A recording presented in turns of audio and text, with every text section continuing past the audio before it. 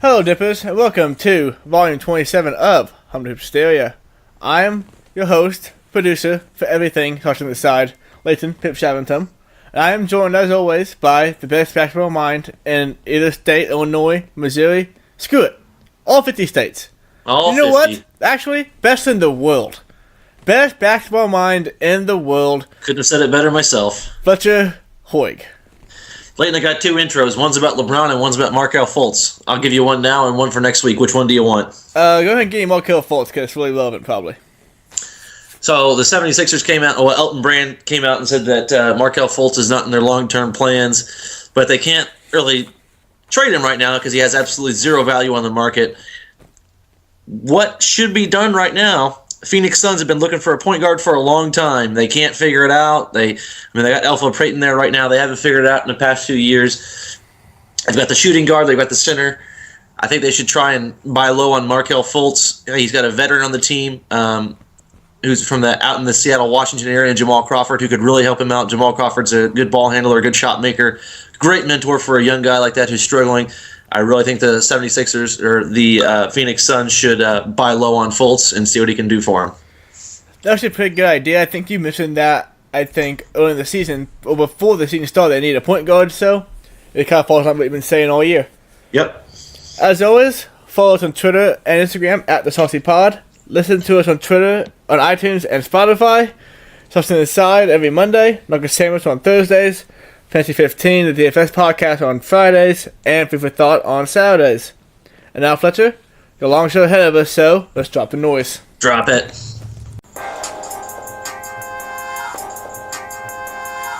Humpday.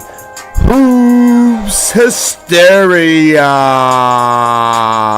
A Sauce on the Side production. I say go ahead. On this week's show, we gotta decide who's better in Los Angeles. Pop is pissed. So is Kevin Durant. Pictures of playing without a star. Duke goes down. And as always, Fletcher on the fly with probably the best questions we've had yet. So we'll start with the headlines. Dwight Howard news this week. Fletcher, any comment on Dwight Howard news? Got nothing to add. Alright. We'll start with somebody else who did something pretty uncharacteristic lately, and that's Greg Popovich. He recently called out Kawhi Leonard in a post-game interview sometime, saying that while Kawhi was a great player, he's not a leader. As you all know, Kawhi sat out basically all of last season for the San Antonio Spurs with a supposedly really injured quad. Kawhi is currently leading the Raptors in the Eastern Conference with a 17-4 record.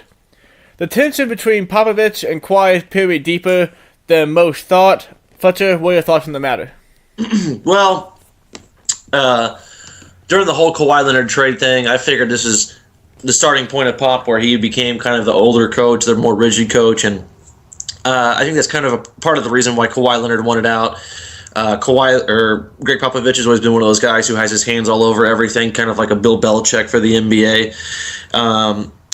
Kawhi Leonard left, and I'm sure it's left a sour taste in his mouth. We know Kawhi Leonard isn't the most vocal guy ever. That's probably why Pop came out and said it. He's getting older. He's starting to care less, kind of like your great uncle. You know, when you get together at family events, doesn't really care what he says. But at the same time, Pop knows Kawhi Leonard probably as well as anybody, next to maybe his former coach Steve Kerr or Steve Fisher rather. But at the end of the day, it's not a good look for you to start calling out former players, because that's going to hurt your chances in free agency. It's going to make players maybe not want to commit there long term if they know that you might have something negative to say about them in the future. So overall, not a good move by Pop, even if it was accurate in my opinion. Yeah, that's my first thought too. Whenever I heard the statement, it was like, why would a player go there knowing that in the end, after all you've done for the franchise, not having it back in the future? Yeah. But I don't know, I guess Kawhi must have just really not been hurt last season and just not wanted to play for the Spurs or on that deal or whatever it was. Yeah, he had to have done something to sting Pop pretty bad, so. And to be a Kawhi Leonard, today he signed a shoe deal with New Balance. New Balance, all the shoes that your dad probably wears, maybe your grandpa. You can find them at a whole lot of Goodwill. You can find it at Payless, all those really cheap shoe stores. The number for the deal haven't been announced yet because the deal is not official. Kawhi walked away from a $5 million a year offer from Jordan this past spring, but he still wears Jordan shoes in the game. Plus, what are your thoughts on Kawhi going to New Balance and kind of jump starting and or honestly be the face of their basketball line going forward? Well, real quick before I start talking about New Balance or Kawhi Leonard, I'm going to talk about New Balance in general real quick. Your all-time great, and I mean great, dads who throw batting practice for their junior league ball teams or whatever, their kids' ball teams. So Kawhi Leonard has really joined elite company when you look at the other guys who wear New Balances. Before I talk about Kawhi Leonard, rather, I'm going to talk about New Balance for just a second. Some guys in high school are really talented players that are staying for their fifth year, their super senior year at prep schools, and then going straight from that prep school to the NBA or to the G League. You saw recently this happen in the most recent draft with Darius Baisley. Got drafted, went to the G League. He signed a deal with New Balance as well. So New Balance signs a rookie, and now they sign Kawhi Leonard. So they're trying to make a lasting imprint in the NBA for some time. The Kawhi Leonard deal, the deal he got from Jordan was pretty insulting considering his level of caliber of play. But with New Balance, we don't know a lot of the details yet. It's a multi-year extension. Don't know the price tag on it, but I'm sure it's going to be pretty nice in the favor of Kawhi Leonard.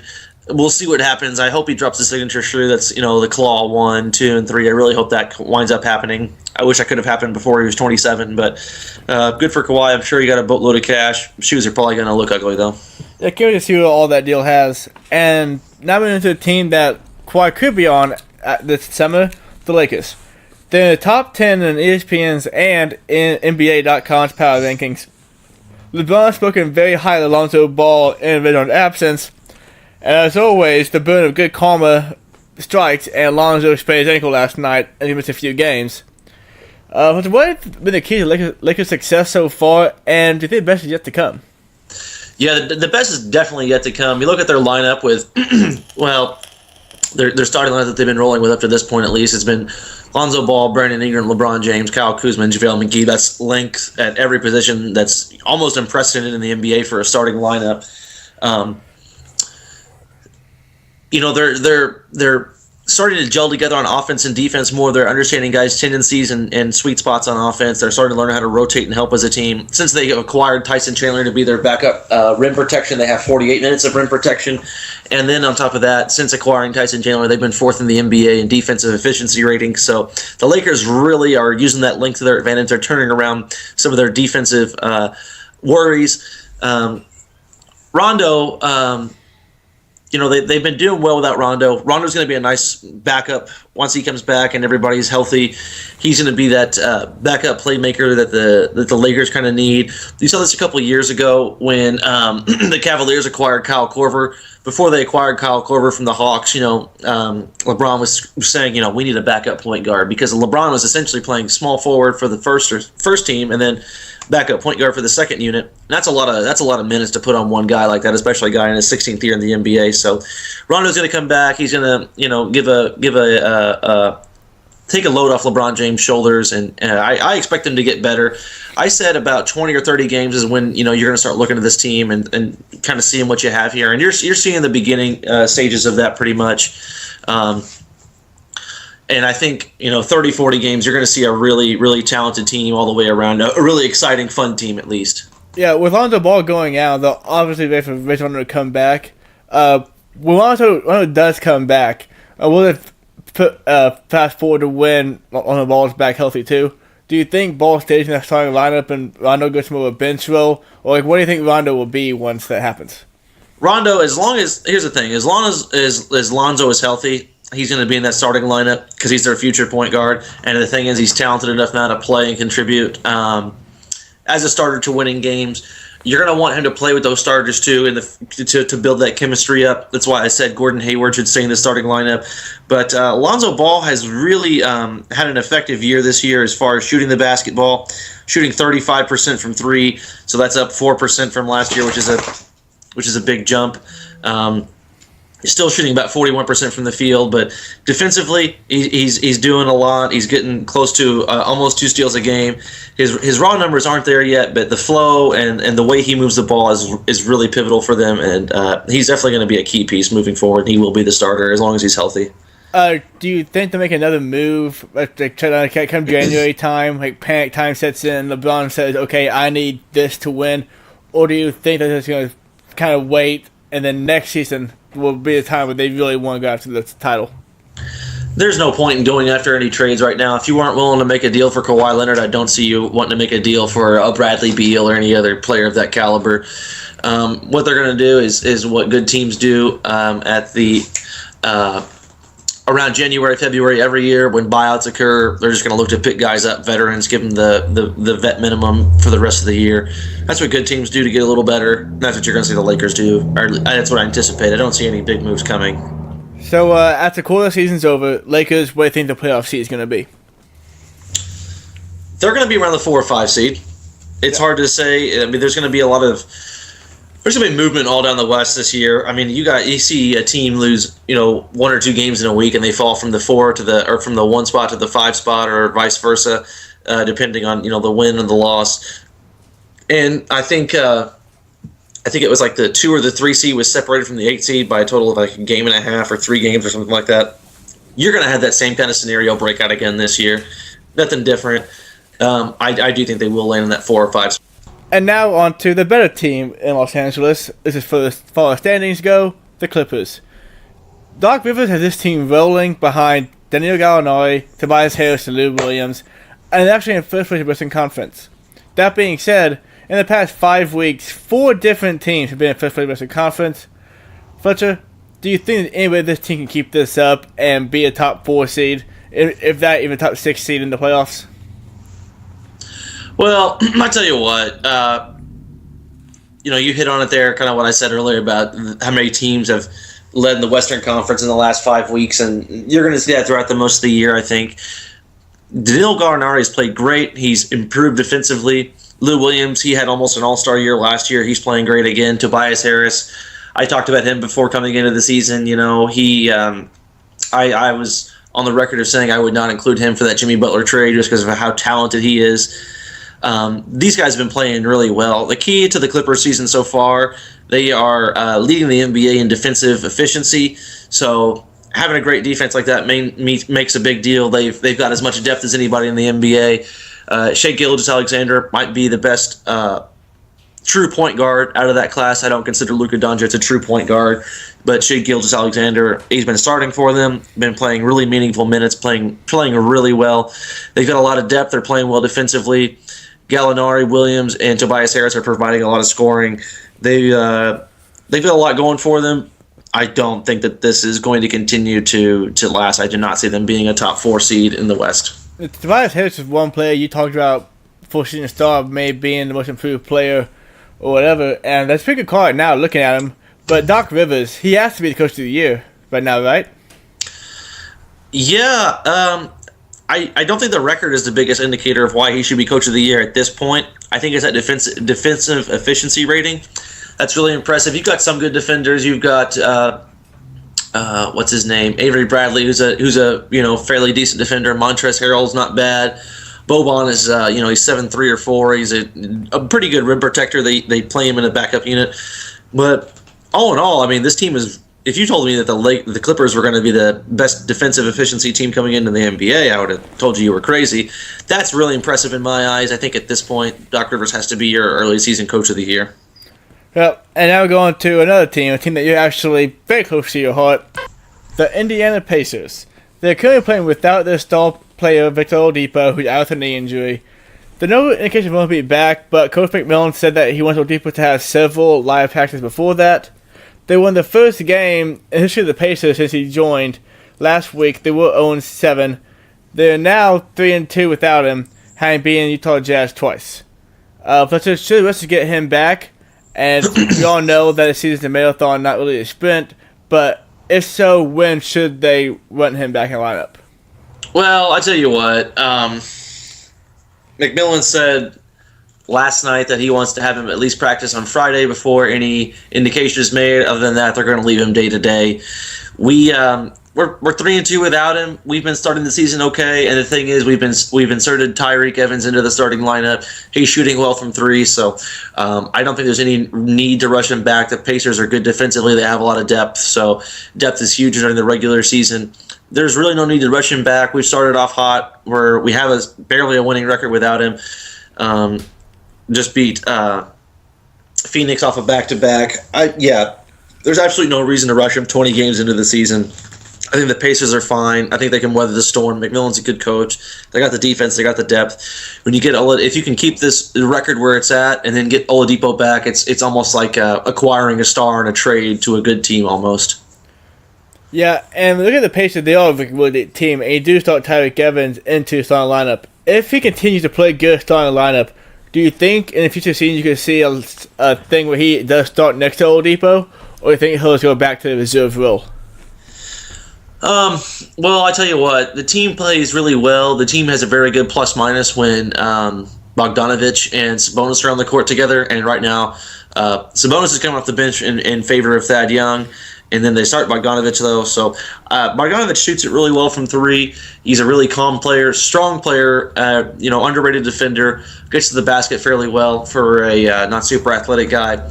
I think Tyreek Evans, as long as he's with the Pacers and as long as everybody's healthy, he's going to continue to come off the bench. He can provide a lot of versatility to that second-string unit as far as initiating plays and scoring off the ball.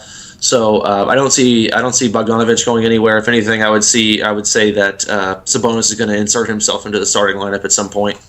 All right, and then some Fletcher's thoughts, and now it's time for some more. It's time for Fletcher on the Fly. This is a segment where I ask Fletcher 3 questions. You know what they are, but prepare for them, and I answer them on the fly. So Fletcher, talked about it earlier, we're a quarter way through the season. Right now, who's the MVP? Before the season, it's Anthony Davis. Still not a bad choice, but do you stick with that choice? No, it's hard for me to stick with Anthony Davis right now, just because I don't feel like the Pelicans are doing enough right now. They keep flirting with bottom seeds in the NBA or in the West as far as rankings and stuff like that go. But I think my MVP at this point has to be Giannis. The Milwaukee Bucks have an amazing record.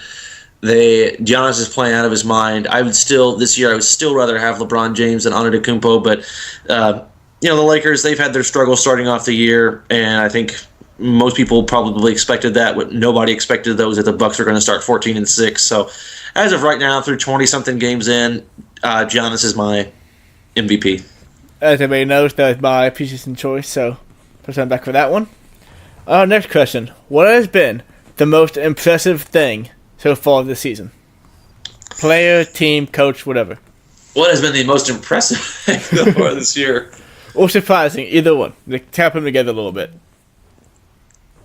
Well, the most surprising thing has definitely been the Bucks. The Celtics have definitely been surprising in a bad way. The Rockets have been surprising in a very, very bad way. What else is surprising is the fact that nobody in the Lakers starting lineup up to this point has been below 6'7", or recently they've gone 6'7", 6'10", 6'8", 6'10", 7'1", whatever. What's really impressing me though is all these dunks that Giannis Antetokounmpo is getting. That's probably the most exciting thing. He is on pace to absolutely destroy the dunk record for a season. And normally you get centers like Drummond and DeAndre Jordan, guys like that, Shaq, always Dwight Howard, always next to the basket, always getting lobs, always getting putbacks, those close shots. Giannis Antetokounmpo, plays the forward, point guard, basically plays all 5 positions. But his ability to finish over dudes and just at the rim and dunk on people, it's due to his length, his athleticism. It's really impressive. It is really unseen.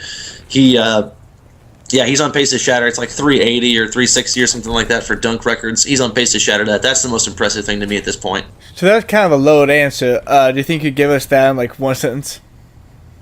Giannis Antetokounmpo and all of his dunks are the most impressive thing I've seen this NBA season. Well, that's an impressive thing. But now, what's the most disappointing thing this NBA season? Disappointing. The Rockets are by far the most disappointing thing I've seen this year. They are sitting at 9-10. I said that, losing some of the guys that they lost is going to be pivotal for them. But what I did say is that they're going to win 50-something games, get the 4th seed out west at least, because I said one thing you can do in the NBA is shoot your way to 50 wins, and they're not even doing that. They're 9-10. They have a record below 500. They had to call up a guy from the G League who played 28 minutes last night. They signed a guy who's an undrafted free agent, 19 minutes last night. Chris Paul's hurt. They just cut Melo. They are not playing defense. They played defense last year. I don't know what they got to do, but they got to figure something out. It's almost time to start really actually worrying for them, because Chris Paul's hurt. He's getting hurt worse and worse each year.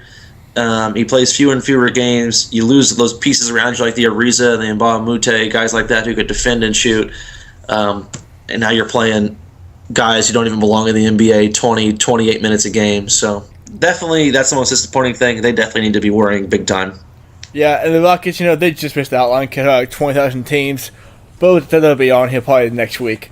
And that's what's on the fly, to get that segment each and every week. So now back to the league. Start with the Warriors.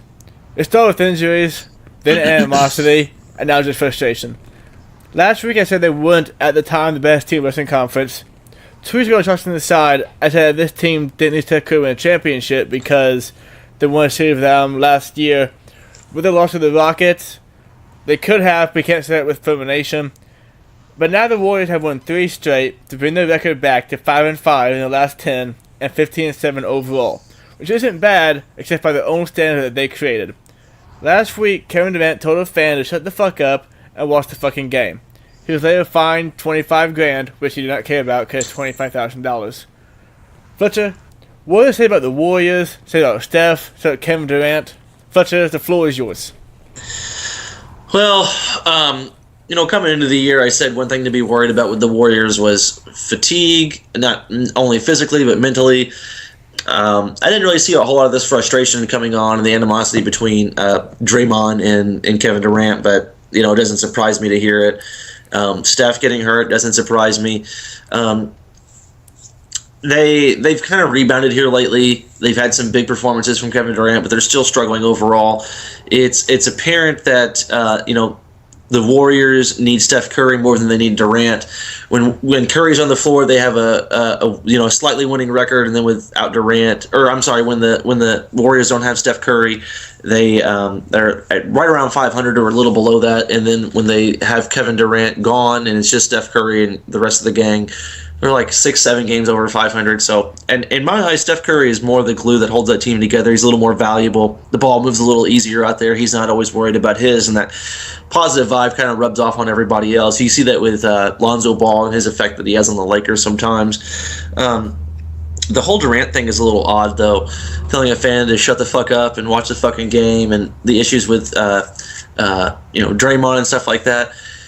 I think it's kind of what you saw with LeBron when he went to Miami. LeBron didn't really like the whole villain role. He didn't know how to handle being the bad guy, and that really wore on him for a year or two there.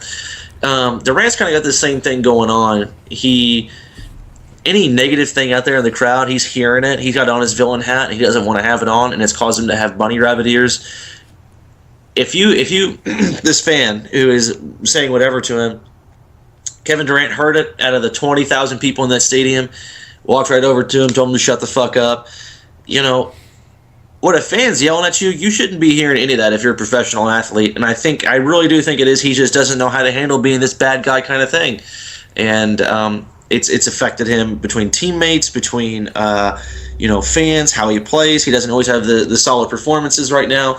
There are just a lot of question marks around there, and I think that's actually one of the reasons why he'll be leaving, is so he can kind of rewrite his own narrative. So the Warriors, once they get healthy again, and assuming these issues that they have going now blow over, I still expect them to be the 1 seed out of the West and move forward. But it's clear that Steph Curry is more valuable to that team than Durant. It's clear that Durant doesn't understand or really feel comfortable being that villain kind of role. He wants to be more of that good guy. He hasn't handled the whole maybe Kobe, Reggie Miller, Lance Stevenson bad guy routine very well, and you've seen that how he interacts with fans and his teammates now.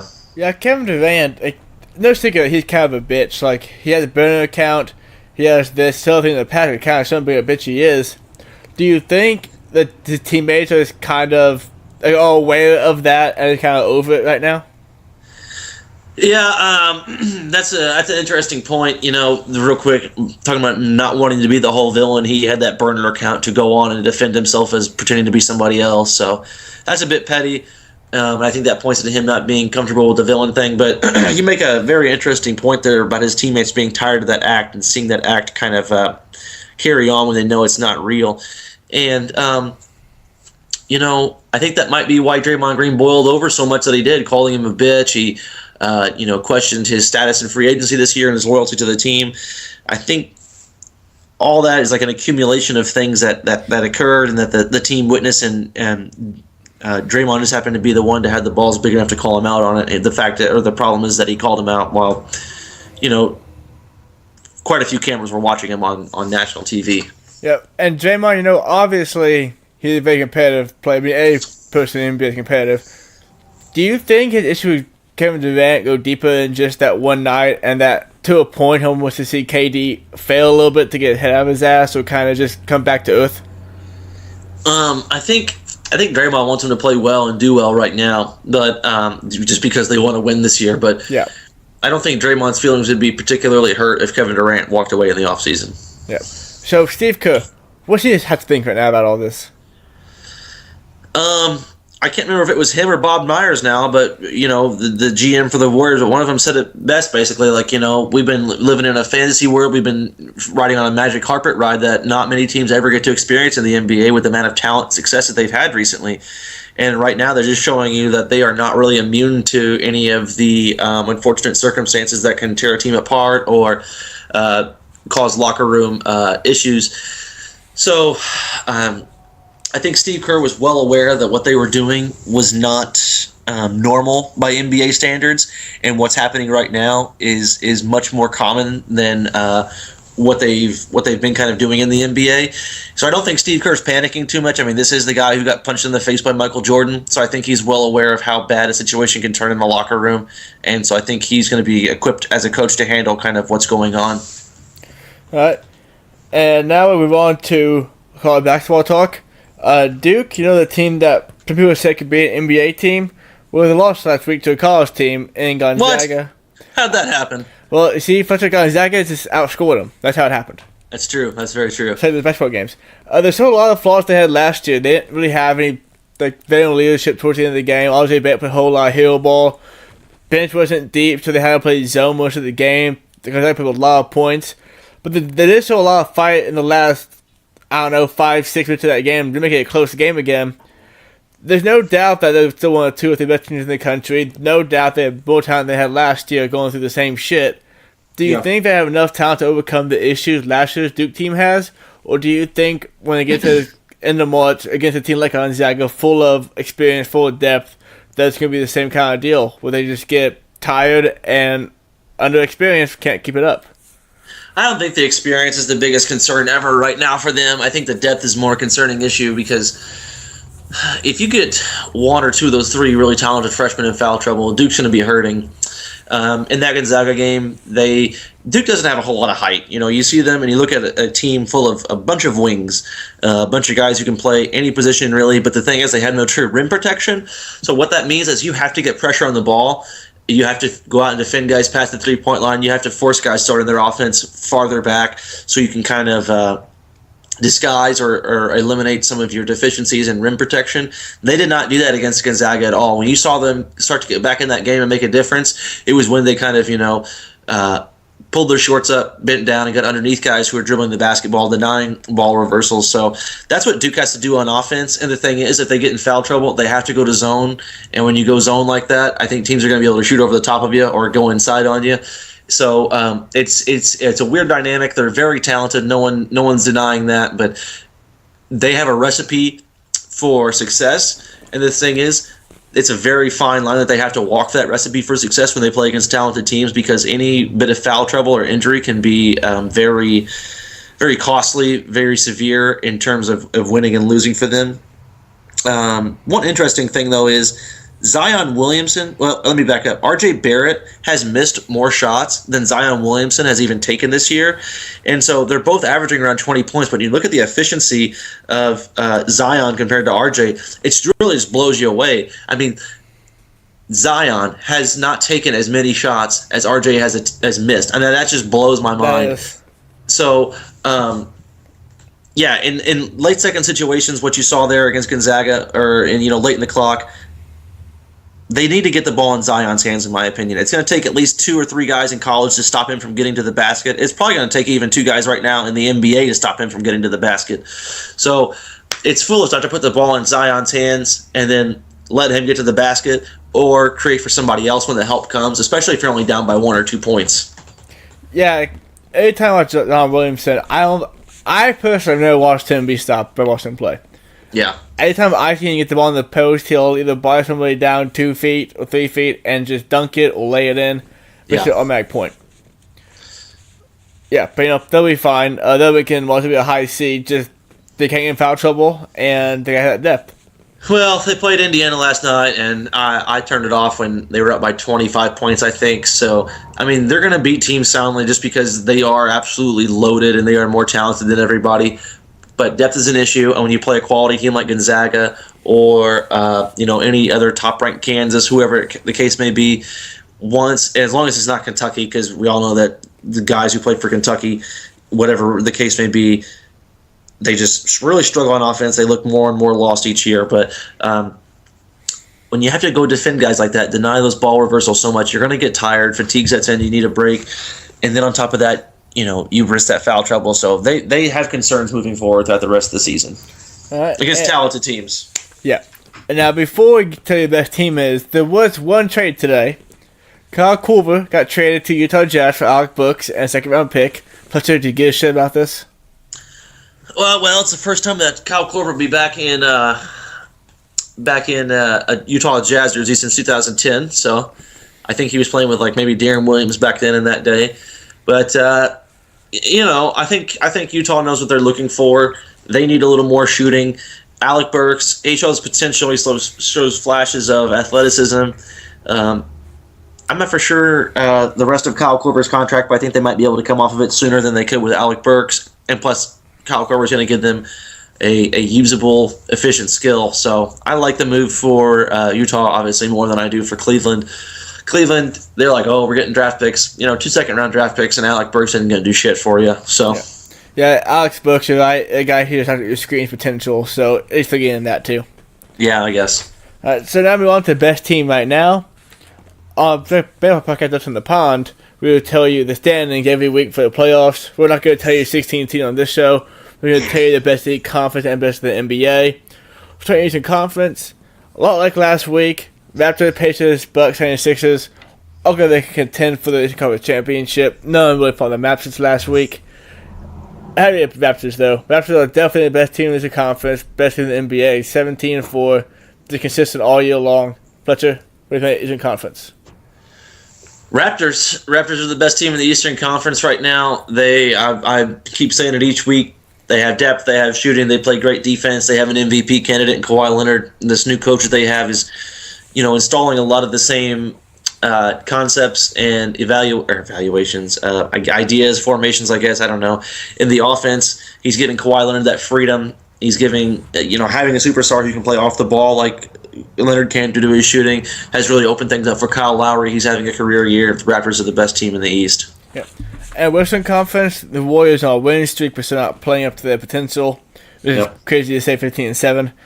Grizzlies and Trailblazers have fallen back to their mean. Clippers are on first place somehow.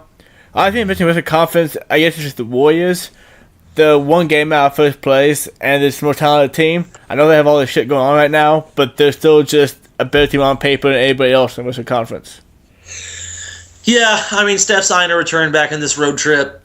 Like I said, Kevin Durant's not comfortable being the villain, so he struggled there for a while, but eventually he got back to who he is, and that's, undoubtedly the second best player on the planet right now. He put his head down. He's had some big games. Got him back in the win column. Got him on a little win streak. So, yeah, Warriors, still my best team in the NBA. I said, last week that the Grizzlies and Trailblazers wouldn't last where they're at. I don't think the Clippers will last where they're at either. So I'm gonna stick with the Warriors until something pretty colossal or significant happens. Yep. I already said that my best team in the NBA is the Raptors. Fletcher, do you agree? Yeah, I think I'm still gonna have to go with the Raptors as the best team in the NBA right now. So yeah. All right, another game of the week. My game of the week is tomorrow night. Warriors at Raptors. Best team in the East, best team in the West showdown. The line is actually even. It was at Toronto, which means that the Warriors are seen as a superior team to the Raptors, but they actually win this game. Fletcher? Yeah, when I was scrolling through the games and looking, that was definitely one that I was looking forward to the most. I knew you were going to say that one. The Clippers are playing later on that night on TNT after the Warriors and Raptors. That's not the game I'm most interested in. I'm more interested in the Pacers and Lakers playing. I think more people would rather watch the Pacers and Lakers play on TNT on the national schedule more than they would want to watch De'Aaron Fox square up against Tobias Harris. Like, LeBron is more box office to me than anybody on those two rosters. I'm going to go with the Pacers and Lakers.